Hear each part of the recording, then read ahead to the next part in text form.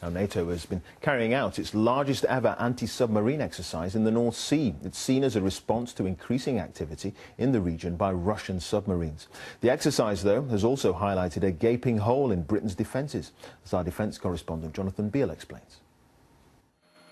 They gathered in the North Sea off the coast of Norway. Those that were hunting and the hunted. For this exercise, NATO warships will be tracking this German U-boat. 215, 196. But this is also the ocean under which Russia's been stepping up its own submarine patrols. What it does is it focuses our mind on what we're doing out here, and it's, for the guys that are down in combat, it's just not theoretical that we might have to do any submarine warfare, and so we should pay attention to it. Durch, drauf, eingeschrieben, 015 einfangen. Lage von Sonar. For now, as this submarine dives, it's the hunt for U-33, not Red October.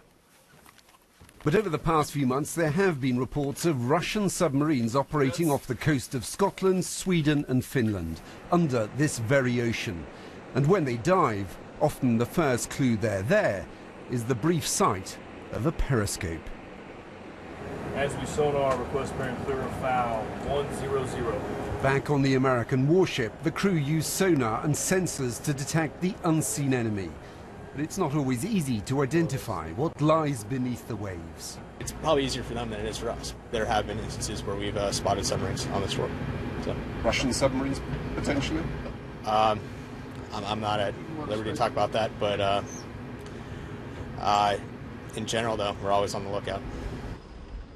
Tracking these submarines when they submerge in these vast stretches of ocean underneath the water can be like looking for a needle in a haystack. And it's a task all the more difficult for Britain because of gaps in its defences. Britain no longer has any of these long-range maritime patrol aircraft that can scan below the sea for hundreds of miles. And over the past year, the UK's had to call on allies, including the French, to help search for suspected Russian submarines near or in its own waters. The UK has key vulnerabilities in anti-submarine warfare right now. So the UK should be pretty worried about this. The UK is now a soft touch. Where it has a weakness, Russia has a strength, and Russia will learn to exploit that.